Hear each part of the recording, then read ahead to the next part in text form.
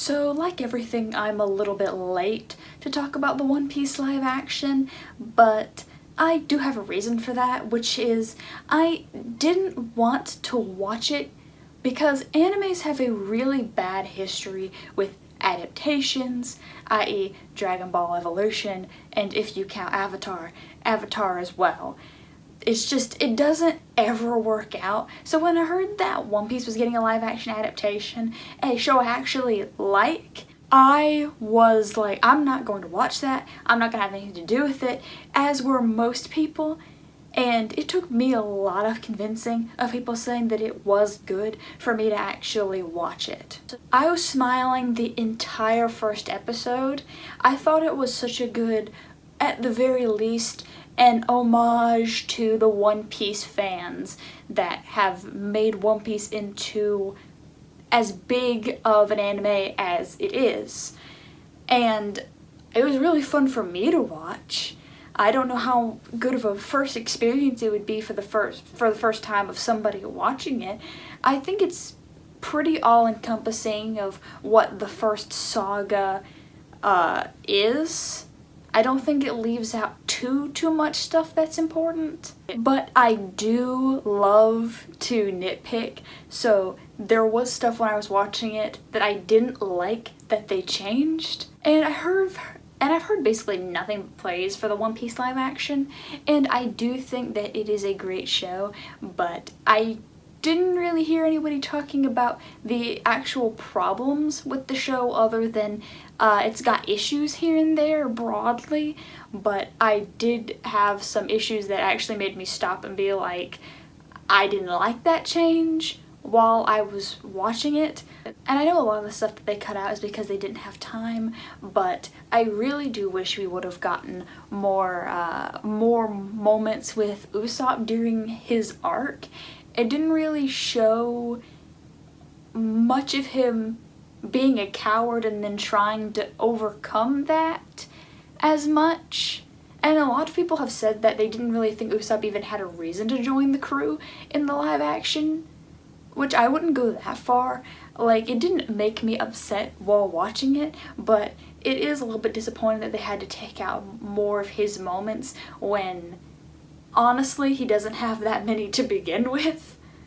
Also, with the Krieg pirates, they took them out and replaced them with the Arlong pirates, which I was really surprised with, that they just basically cut out down Krieg entirely.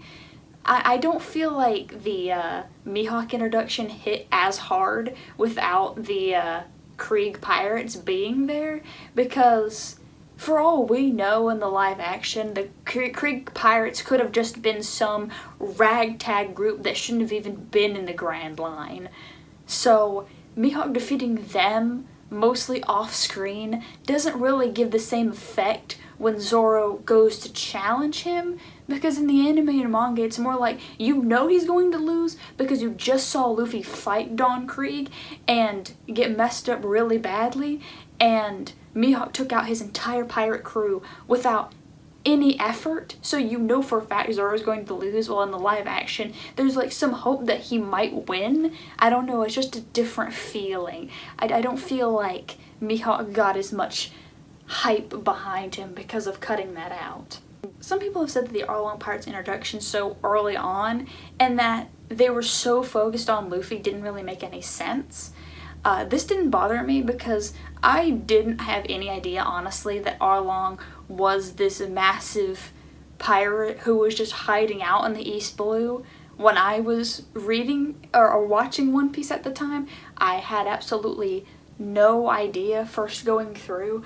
I had no idea that Arlong was like this important figure in the Grand Line in any way, and he was plotting world domination. I don't know, I didn't get that first watching it, so it didn't bother me that he was demoted more down to a small scale villain, but it would definitely be a problem to some people, I guess.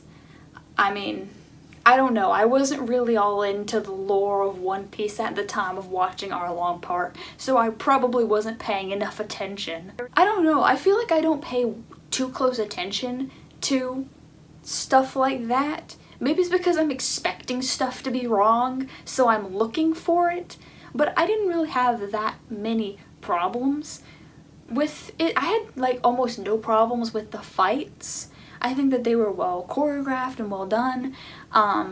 During the Arlong Pirates fight with, you know, Zoro and Sanji though, I liked that the whole bickering that they did while they were fighting, but there was one thing that I noticed, that because Hachi wasn't there at all, because he has like 8 arms, he's an octopus, so he wasn't there because they didn't want to animate the 8 arms or do CGI for it, which I understand, not in the budget, but it honestly, to me, made it look like Zoro and Sanji were a lot weaker because they had to both team up on one fishman, and because they can't do an underwater fight, they were both on land and they were both fighting the same fishman, which made them both look much, much weaker than in the anime, because in the anime, Zoro was fighting his own person while injured, and Sanji was fighting underwater against a fisherman, and the way they changed it to both be fighting the same fisherman made them look a lot weaker in comparison. I understand why they did it, but it doesn't mean I have to like it. I didn't mind it all though, like them changing the settings of the fights. I thought that that was really fun to like have the fight with Clawhador be inside instead of outside, to have it more like compacted, because they couldn't really film outside as much. And I didn't mind the settings being changed. I actually thought that that was really fun. I feel like most of the changes were tolerable / questionable at worst, and good changes at best, because I did feel like there was a lot of good changes. I think that if the One Piece live action does continue being good, a more condensed One Piece isn't the worst thing. You just have to know where to condense and what not to condense. I think season 1 did that pretty well. I mean, I definitely like the change that they actually made Mary die when he should have died originally. I honestly completely forgot that he didn't die. So I was a little bit like, why are people so surprised that Mary died? Because I forgot that he was even still alive, because it doesn't make any sense for him to still be alive. So I thought that that was an improvement. And also Zoro's backstory actually made me feel something watching the live action when it didn't when I watched it in the anime. I don't know why it was so much more emotional, but it actually made me feel a little sad this time. The last thing that I heard complaints about that didn't bother me at all was like the subplot with Garp and Kobe. I've heard that people didn't like it because they changed Garp's character. Now, I can't really attest to this because I was never really that familiar with Garp's character. I mean, can you blame me? He's never really around, and I kind of forget how he acts after 400 chapters of him not being there. I guess the best way to describe his personality was he was a lot more hands-on, keeping his grandson away from being a pirate, and there was obviously a lot more tension between him and Luffy, and people didn't like that he didn't act like as much of a goof as he did in the original and actually acted like a proper antagonist. It didn't really bother me though. I don't know, I just feel like I wasn't very acquainted with Garp's character to begin with, so the change is something I didn't really notice. I also enjoyed actually seeing the friendship between Kobe and Helmeppo, which we didn't get to see in the anime really form. We got it in the manga a bit with the cover pages, but actually getting to see it is to me obviously a lot better, and I love Kobe, so I love seeing him more involved. The only other really change that I really saw in the live action was personality tweaking, like Usopp being less annoying, Zoro being more emo, and Luffy being more a traditional good guy that wants to be seen as a good pirate, instead of in the anime and manga where he didn't care how people viewed him and didn't mind being the bad guy. That's the only really differences I've seen, and they're not really like bad changes, they're just different. I guess it depends on your personal preference how you would take those changes.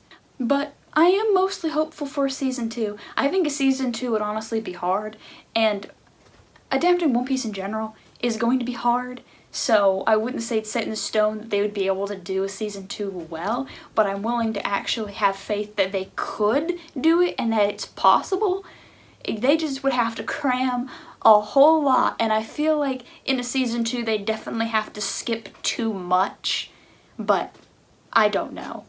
And you're excited for season 2, aren't you, Nixie? You decided that it was a good time to come into my room and make plenty of noise, didn't you, baby? Yeah, I know. You want to play. Honestly, I thought the show was pretty good, and I don't really feel like it was that much of an exaggeration for people to say that it is as good as it's probably going to get. I would recommend for One Piece fans or non-One Piece fans to see it. I think it is pretty solid. That's it for this video. Bye.